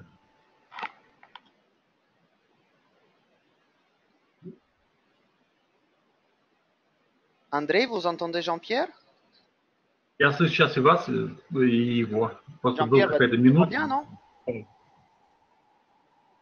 Tout va bien? Bah ouais, on t'entend. Ah bon, mais ça va. Est-ce Bon, que ben, je tu, disais est-ce qu'en que tu veux fait, que je leur dis de poser leurs questions? Il reste un quart d'heure en principe. bah, je vais finir sur ma démonstration de F, Ok. du mixage de F, et puis après, on peut poser les questions. Ok, Voilà. parfait, merci. Итак, мы остановились на том, как можно добавить элемент программы F. Donc, je disais, il y a deux variantes pour introduire des éléments de F. Une variante modérée et une variante plus soutenue. Есть два варианта этого микширования. Вариант более умеренный и вариант более энергичный. La variante modérée Умеренный вариант consiste à introduire un élément de F au début, le premier jour. Vous faites un jour de F. D'accord? состоит в том, что можно добавить один элемент F, например, первый день дать F. Vous faites un deuxième jour de F au milieu du programme, le sixième jour. Voilà. Затем добавить F где-нибудь, допустим, на шестой день дать программу F. Et vous faites finalement un dernier jour de F, le 13e jour. И дать программу F в последний день, 13-й день. La deuxième variante, plus soutenue et donc plus progressive, hein, si vous voulez être plus progressif, eh bien, consiste à injecter plus de jours de F et globalement, vous allez faire un F pour 2 E, un F pour 2 E. Donc, vous commencez par un jour de F, vous faites 2 jours de E, un jour de F, 2 jours de E, etc. Второй вариант, если, допустим, у вас есть какие-то сомнения, вы хотите сделать переход более мягким, более постепенным, вы можете делать так. F, 2 дня E1B, снова F. То есть вот 2 дня E1B, потом F. Вот так чередовать. Et là, c'est très intéressant parce que finalement, vous avez un joli travail à faire sur la régulation d'émotions, sur le vestibule, la zone 1, en utilisant un mixage EF. Si maintenant, vous voulez en même temps faire un travail un petit peu plus fort sur la zone 3, parce que vous savez que l'enfant avec lequel vous travaillez, eh bien, il n'est pas agressé par les sons aigus, vous ne risquez pas de l'hyper-exciter. À ce moment-là, si vous voulez faire un travail sur la zone 3, parce qu'il en a besoin, par exemple un enfant hypotonique, un enfant qui manque de concentration énormément, eh bien, vous allez mixer votre F avec la variante A, E1A. Si au contraire, vous ne voulez pas trop mettre l'accent sur la zone 3, parce que l'enfant, il a suffisamment de concentration, parce qu'il est hypersensible, parce qu'il est hyper tendu, eh bien, à ce moment-là, vous allez mixer votre F avec votre programme E1B. Таким образом, значит, рассматриваем варианты, которые мы только что изучили. Если мы хотим быть более последовательным, воздействовать больше на эмоциональный фон, на зону 1, на восприятие тела, мы используем варианты с Е1Б. При этом, если ребенок легко переносит высокие звуки и, допустим, если у него есть проблемы с пониженным тонусом, проблемы с концентрацией, мы можем использовать программу Е1А. Если у ребенка есть гиперчувствительность и проблемы с восприятием высоких звуков, мы берем программу Е1Б, менее требовательную. Alors, tout le raisonnement que je viens d'exposer relatif à la zone 1, eh bien, le même type de raisonnement peut s'appliquer à la zone 2 et à la zone 3, c'est-à-dire quel type d'enregistrement vont en priorité faire travailler la zone 2 et quel type d'enregistrement vont faire travailler la zone 3. То же самое, как вот мы сейчас разбирали зону 1, можно также разобрать и зону 2, и зону 3. То есть мы рассуждаем таким образом, какие треки в первую очередь воздействуют на какую зону. Et si vous regardez et considérez vos enregistrements, eh bien, vous avez bien sûr, le programme qui va mettre l'accent sur la zone 2, c'est le programme N, et le programme qui va mettre l'accent sur la zone 3, c'est le programme MA. И опять упрощая, можем сказать, что грубо, какие программы больше всего воздействуют на зону 2. Это программа L, потому что зона 2 – это зона речи, лангаж, и énergétique zone 3, это программа MA. Avec les mêmes considérations que tout à l'heure, pour limiter un effet de surstimulation à cause d'une précession trop rapide, l'idée est de mixer votre programme F, votre programme L ou votre programme MA avec du F. Même considération. Точно так же программа L и MA, если мы чувствуем, что есть риск или мы видим, что происходит какая-то сверхстимуляция, суперстимуляция, мы можем подмешивать элементы программы F, чтобы успокоить ребенка. Là aussi, vous avez deux variantes de mixage, une variante modérée ou une variante plus soutenue, hein, même principe. Вы можете микшировать в умеренном варианте или в более последовательном варианте. Soit vous mixez, vous réinjectez 3 jours de F, c'est la variante modérée, soit vous en réinjectez plus, vous en rejetez 5, c'est la variante soutenue. Умеренный вариант – это вы добавляете 3 дня F, начало, середина, конец. Более последовательный вариант – это вы добавляете F каждый третий день. C'est-à-dire un jour sur 2. Oui.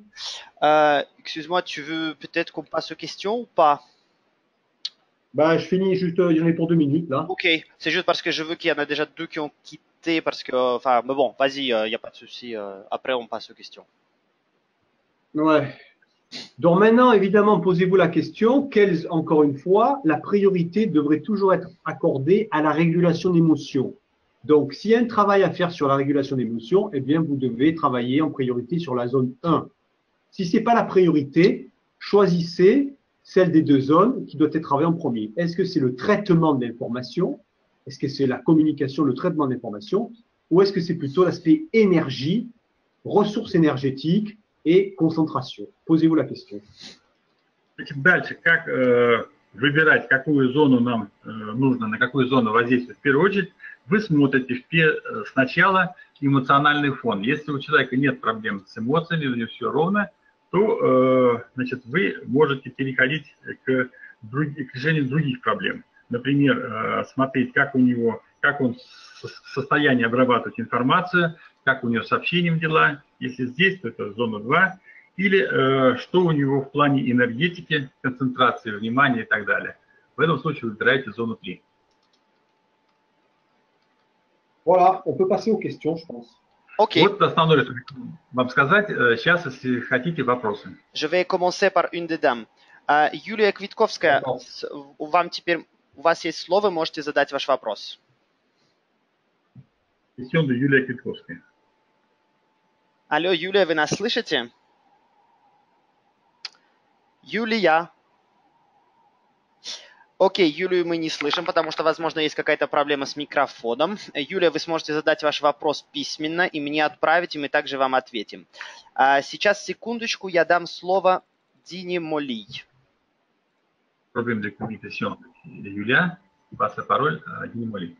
Дина Моли, у вас есть возможность говорить, вы можете задать ваш вопрос. Добрый день, меня слышно? Да, вас слышно. Говорите немножко погромче.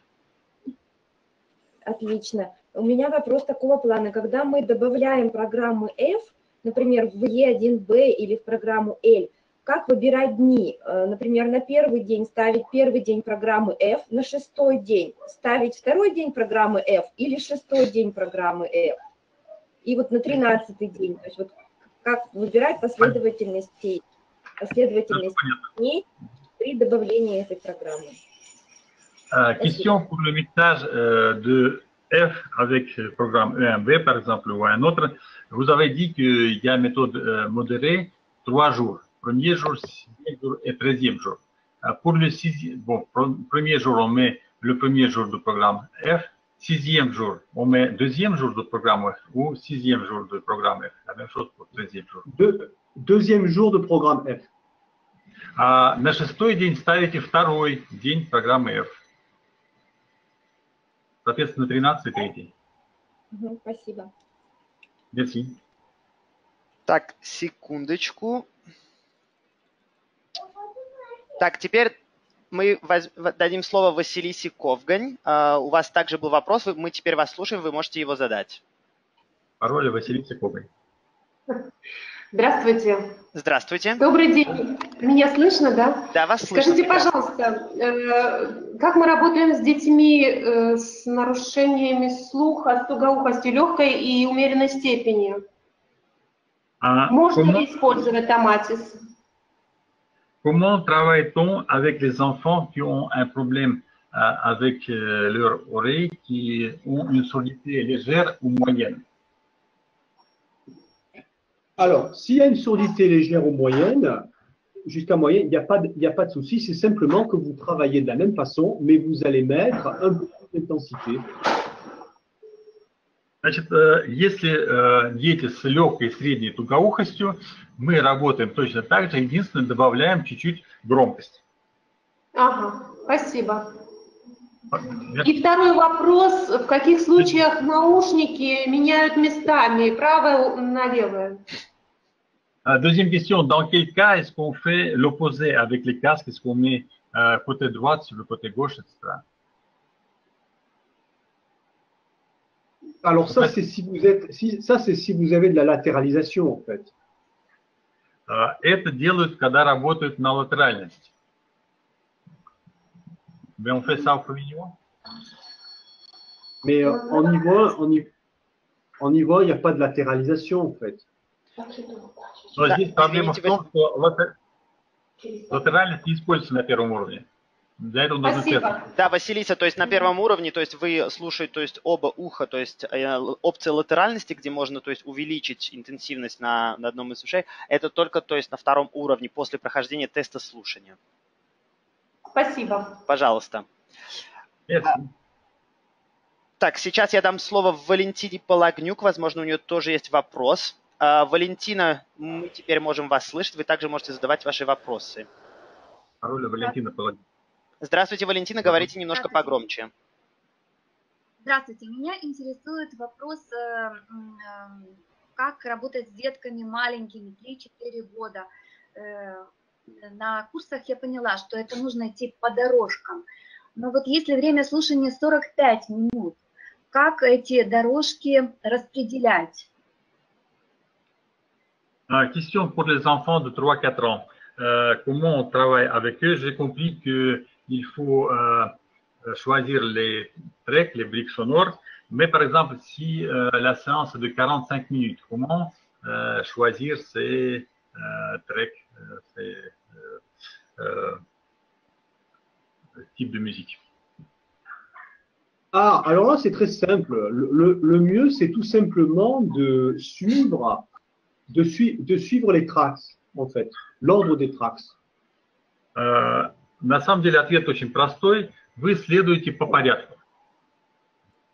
C'est-à-dire, si elle a fait 15 minutes, elle passe ensuite à la suivante, ou je répète le deuxième jour. Elle dit que c'est 45 minutes. Si elle a fait 45 minutes, par exemple, 45 minutes, ça veut dire un track et demi, quoi, en fait. Oui, exactement, oui. Ensuite, elle passe au track suivant. Elle passe au track suivant. Значит, если вы делаете по 45 минут, значит, получается у вас полтора трека, да? Первый, второй вы задействовали. Значит, на следующий день вы берете третий трек. Спасибо. Валентина, у вас есть еще какой-то вопрос? Да, у меня есть ребенок, моторный алалик, ему 5 лет, но у него очень снижена вербальная память.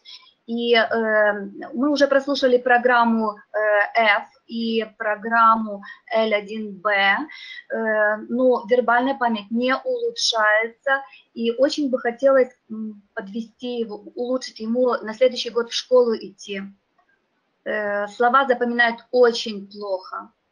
Хотя речь уже достаточно хорошая речь, но вспомнить какое-то слово даже по картинке очень тяжело ребенку. Как его подвести к этой программе MA, чтобы не нарушить ничего, не навредить? Alors, il y a un enfant qui a un problème, il est alalique moteur, il a 5 ans. On lui a fait déjà passer programme F et programme L1B. Problème, il a une mémoire verbale très mauvaise. Et l'année suivante, il doit entrer à l'école. Comment le préparer? Parce que son langage est assez bon, mais il ne peut pas se rappeler des mots, même quand on lui montre une image. Il ne se rappelle pas. Alors, comment passer au programme EMA? Est-ce qu'il a travaillé en Forbrain ou pas? А вы использовали Forbrain для этого ребенка? Да. Между слушаниями Матиса мы постоянно работаем с Forbrain. Entre les séances Tomatis, nous travaillons toujours avec Forbrain. Et vous travaillez comment en Forbrain? Vous réorientez le micro chaque fois? А как вы работаете с Forbrain? Вы каждый раз микрофон направляете то на него, то на себя? Нет, только ребенок говорит в микрофон. Non, c'est seulement l'enfant qui parle au microphone. Il fait quoi en fait comme activité? А что он делает, когда вы работаете с Forbrain? Как вы с ним занимаетесь? Он говорит, мы работаем по программе, я логопед, мы работаем над усовершенствованием речи, вот, и половину занятий, где-то минут 15, он говорит в микрофон. Ну, половина на половину. Что он говорит? Повторяет слова за мной или составляет предложение, работаем над звукопроизношением. Ага, понятно, хорошо. У него достаточный уровень речи, чтобы уже слышать себя, нормально говорить. Просто вот он, когда смотрит на картинку, я спрашиваю, что это? Он не называет, хотя эта картинка много раз уже проработана, ему очень tяжело вспомнить это слово. Понятно, хорошо. Alors, moi, je suis orthophoniste. C'est pourquoi je travaille avec lui une quinzaine de minutes avec Forbrain. En le faisant parler. Vous demandez qu'est-ce qu'il dit. Il dit qu'il répète les mots, il compose lui-même des phrases parce qu'il parle assez bien, mais le problème que je lui montre par exemple le même image plusieurs fois, il ne se rappelle pas comment s'appelle par exemple ce qui est dessiné sur cette image. D'accord. D'accord. Bon, ben ça serait bien effectivement de le préparer avec un programme MA mixé avec du F. Да, в этом случае как раз неплохо было бы для подготовки к школе давать ему программу MA, но смягчать ее элементами F. Спасибо. Merci. Спасибо. Скажите, пожалуйста, Еще можно МА давать третьим курсом или между вот этими курсами F и L1B еще провести курс L1A, и тогда уже МА смягченный F. Est-ce qu'on peut donner MA en troisième après F, L1B, ou il faut injecter entre L1B et MA, par exemple L1A? Или Non, же non. дать, Non, или non, же дать on peut. программу L1A. Он говорит, что можно давать MA сразу после L1B. Только смотрите по состоянию и добавляйте F. Спасибо. Спасибо, Валентина. Сейчас я дам слово Дане Гизатуллиной. Секундочку. Пароль от Дани Затулиной.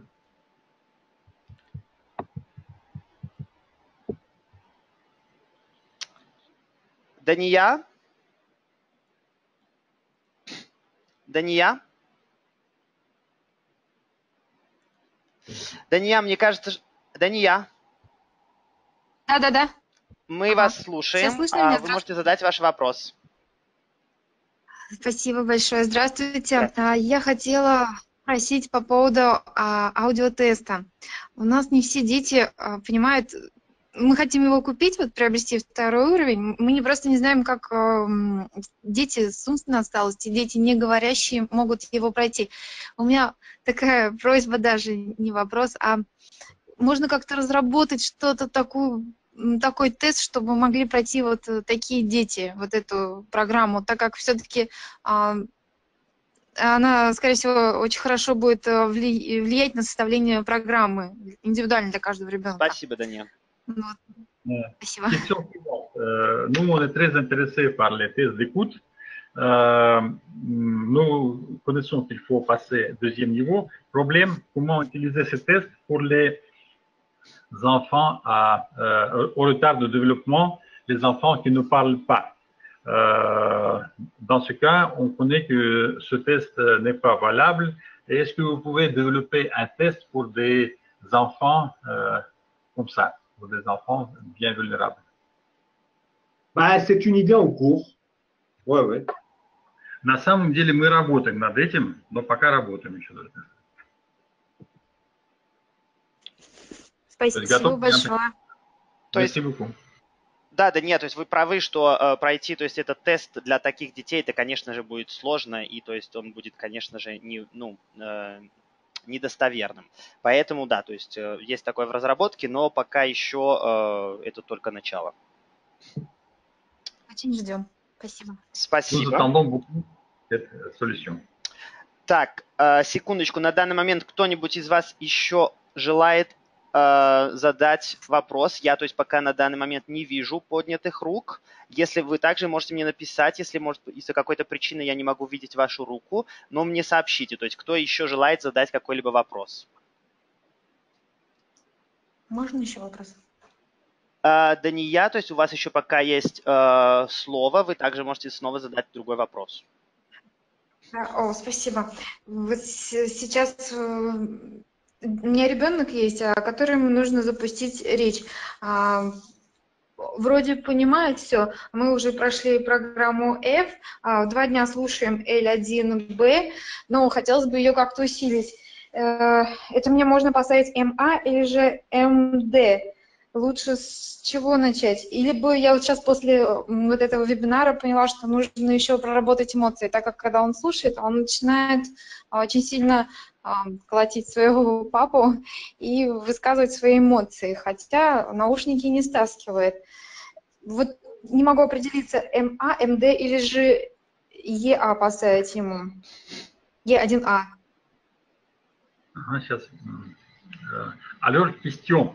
Il y a un enfant avec lequel il faut bien travailler le langage. Il comprend tout. On a déjà fait avec lui le programme F et le programme L1B 2 jours. Maintenant, comment améliorer ses capacités? Soit il faut mettre de MA, soit de MD, parce qu'il a aussi certains problèmes émotionnels. Quand son père l'accompagne, souvent il le bat un peu, il montre ses émotions assez ouvertement, bien qu'il laisse les casques, il n'enlève pas les casques. Alors là, je réfléchis comment faire, soit passer à un A, soit ce que j'ai déjà dit. Non, non, c'est très important de privilégier l'émotion, à la régulation émotionnelle. Hein. Ça, c'est très important. Donc, moi, ce que je conseillerais, c'est de faire un mix entre F et un A, par exemple. Значит, здесь мы видим случай, когда есть проблемы с эмоциями. Я говорил, что пока не решили эмоциональные проблемы, мы работаем над этим. Соответственно, в этом случае я вам рекомендую E1A, но с микшированием с программой F.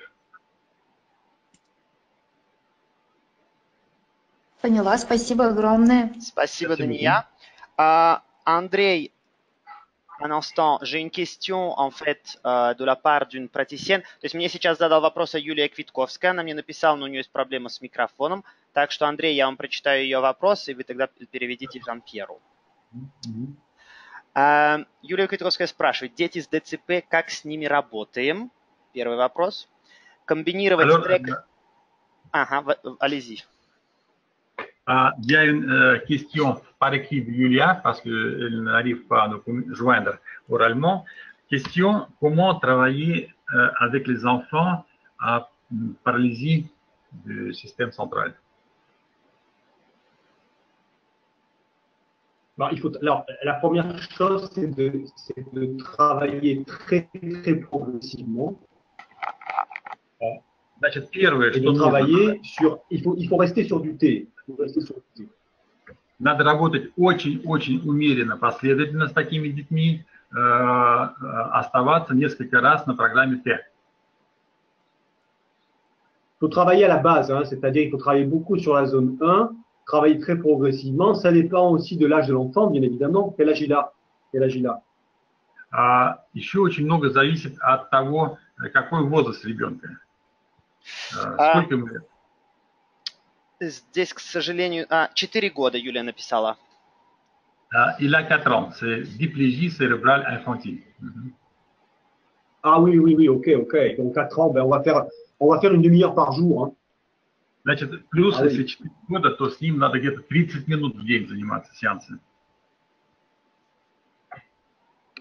Faire une demi-heure par jour sur un...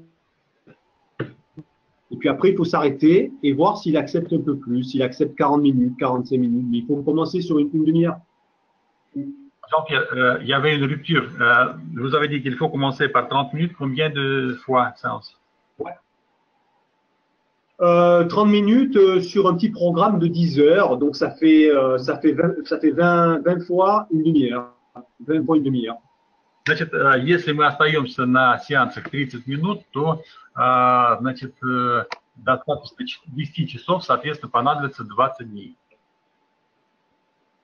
Хорошо, вот этот, кстати, вопрос только что мне также задал, то есть Юлия и Дина, чтобы узнать о количестве дней. То есть так что, я думаю, мы на этот вопрос тоже ответили. Также, я думаю, интересный вопрос тоже снова от Юлии Квитковской. Она мне написала, я думаю, это будет интересно для всех. Комбинировать с треками мы технически не можем. Вопрос. Question, est-ce que nous pouvons de manière technique combiner les tracks et les éléments de musique? Ou il faut mécaniquement j'ai pas entendu.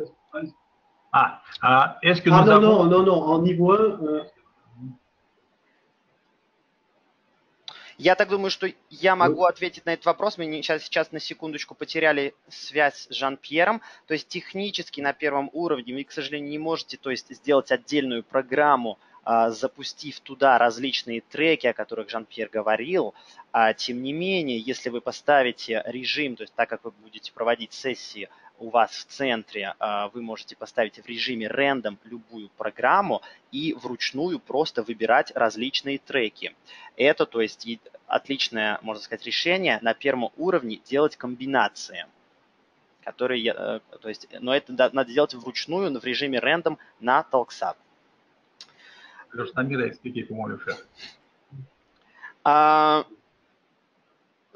Juste encore une fois, il y a encore une fois une question. Par exemple, si on pose 1 heure Так, сейчас, секундочку, attendez, je vais faire en russe.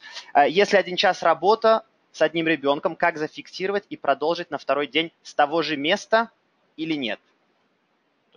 Question, je pense qu'on a déjà répondu. Oui. Si on a fait 1 heure par jour de séance, alors deuxième jour, on prend le 3e trek ou comment on fait? Ouais. On suit les tracks. On suit les tracks, toujours. Общий ответ, что желательно следовать порядку. То есть, если в первый день вы прошли первые 2 трека, то на следующий день вы берете 3-й трек из первого дня. Attends, Jean-Pierre, Mhm. excuse-moi, juste, donc quand on fait comme ça, on continue le même morceau de musique, on passe pas à la journée suivante. Non, on reste sur le même jour et on complète les On tracks. reprend depuis le début. André, je crois qu'il y a eu un petit souci peut-être au niveau de traduction. En fait, on passe pas au jour suivant, on continue bien sur la piste qu'elle a commencé. C'est-à-dire? Я же это сказал, что если мы прошли первые 2 трека, то мы идем Non, на 3-й vous avez трек. dit donc qu'on passe la première session et puis ensuite, si par exemple elle fait 15 minutes de la deuxième journée, bah, pour le 3e jour, on passe au 3e, mais non, on continue la suite de la deuxième journée. C'est ça? Я неверно выразился, да, что мы берем 3-й трек первого дня, но используем его на 2-м дне. Si la personne a fait, elle a fait track 2 jour 1, eh ben, le jour suivant, elle fera track 3 jour 1. То есть, вот как четко сказал Жан-Пьер, если вы в первый день занимались час, соответственно, прошли 2 трека, то на 2-й день вы берете 3-й трек из первого дня. То есть вы следуете по порядку, не перескакивайте. Ваша задача не пройти все треки, а ваша задача их проходить по порядку. On suit les tracks. On suit les tracks. Ouais. Ok. Voilà. Самое главное следовать порядку треков. Секундочку, то есть я на данный момент то есть, вижу снова вопрос от Дины. Секундочку. Дина? Спасибо. У меня еще вопрос по поводу детей с аутизмом. Есть ребенок 4,5 года. Мы ставим ему... Сейчас первую программу прошли Т, но я довела до 1,5 часов, как нас учили, но ему было очень тяжело. Он последние минут 40 он просто стонал, постоянно ходил. Вот в этих случаях как поступать, если ребенок во время прослушивания проявляет вот такое беспокойство? Он не отвлекается особо на игры, на все предложенные варианты, ну, вот в связи с его особенностями ему очень некомфортно, видимо. Понятно. Alors, il y a un enfant autiste à l'âge de 4 ans et demi. Ils ont suivi le programme T, mais ils ont fait 1h30. Et pour lui, surtout les dernières 40 minutes sont très difficiles. Il montre de toute façon que ça ne lui plaît pas. En même temps, quand on veut essayer de lui faire admettre quelques jeux pour le divertir, il n'accepte pas. Alors, comment faire avec un enfant pareil? Il faut diminuer le temps de stimulation. C'est trop. Значит, однозначно здесь надо сокращать время сеанса, потому что для него 1,5 часа это очень много. Поняла, спасибо. Спасибо. Сейчас, то есть, еще есть тут 2 вопроса. Один вопрос от Ольги Павловой. Сейчас я дам вам слово. Ольга, у вас сейчас возможность есть говорить. Да, добрый день. Подскажите, пожалуйста, нужно ли в течение сессии, если ребенок снимает наушники, 3-4 раза останавливать прослушивание, дать ему возможность 5-10 минут отдохнуть и снова там настаивать или просить его надеть наушники? Или мы прекращаем работу, если прослушивание было 30 минут или час? Alors, question suivante. Si l'enfant enlève les casques 3 fois, 4 fois, comment faire? Faire des pauses pendant les séances de 5-10 minutes, soit réduire les séances parce que nous, on fait 30 minutes et 1 heure avec cet enfant-là. Ok. Et il enlève le casque 3-4 fois au total, c'est ça? en fait. Значит, вы хотите сказать, что 3-4 раза снимает наушники вот за время часа или за время 30 За минут? время 2 часов. В За течение время 2 двух? часов. То есть вы Да. делаете даже 2 часа с ним, да? Да. Non, pendant 2 heures. C'est-à-dire, ils font des séances de 2 heures et pendant 2 heures, 3-4 fois, il enlève le casque. Ah, mais ils font des séances de 2 heures. Ah, mais c'est trop long, 2 heures. Ну, видимо, для него это очень много, 2 часа. Trop long. Явно очень много. Vraiment.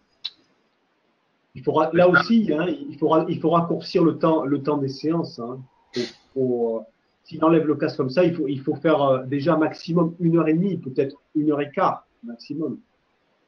Если такие ситуации продолжаются, значит, надо где-то максимум делать 1,5 часа или, может быть, даже час 15. Et peut-être les pauses aussi.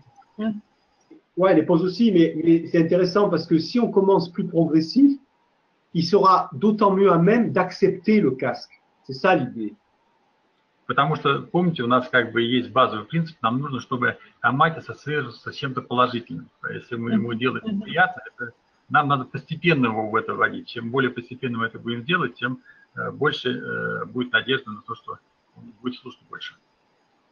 Когда он адаптируется и привыкнет, можно увеличивать время. C'est-à-dire, quand il va s'adapter, il va s'habituer, alors là, on pourra augmenter les séances. Exactement, exactement. Да, именно так, именно так. То есть мы его потихоньку... Спасибо большое. Спасибо большое. Amir? Oui, encore 2 questions. Ouais, parce qu'après, il faut que j'y aille. Ouais, Oui. ouais. Так, давайте сейчас быстренько. То есть есть также вопрос от Надии Думич. Секундочку, сейчас я дам вам слово. Надия? Здравствуйте, мы вас слушаем. Так, к сожалению, есть, наверное, проблема с микрофоном. Я видел, что вы записали вопрос, я постараюсь вам его прислать по e-mail. И так, на данный момент также последний вопрос от Натальи Озеровой. Секундочку.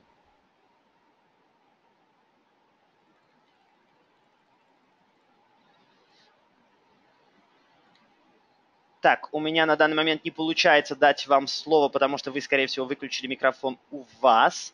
Вопросы, то есть давайте сейчас, то есть мы закончим вопросы, которые вы мне отправили по сообщению. Я, то есть их передам Жан-Пьеру и вам отвечу на те вопросы, которые мы не успели ответить. И, то есть отправлю вам это по e-mail в личном порядке.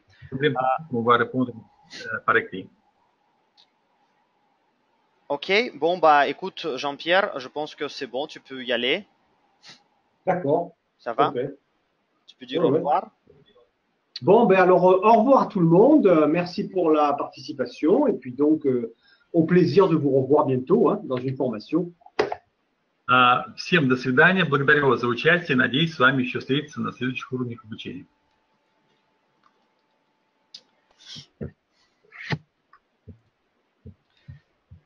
Окей, бомба.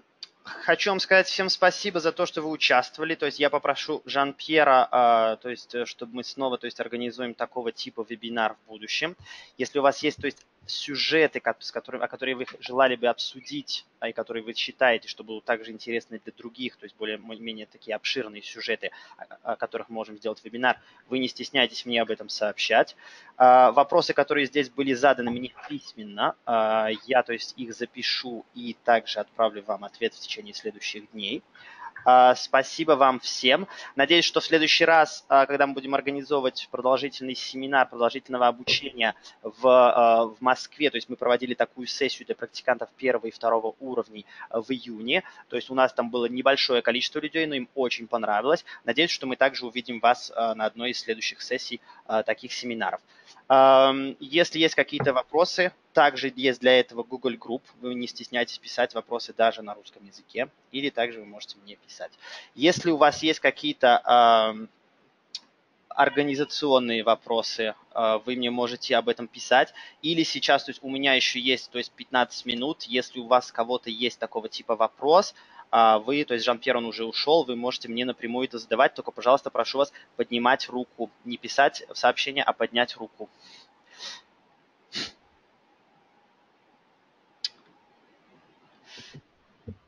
ну, если, то есть, сейчас на данный момент, то есть, к вам такого типа вопрос не пришел в голову, то вы можете мне о нем написать.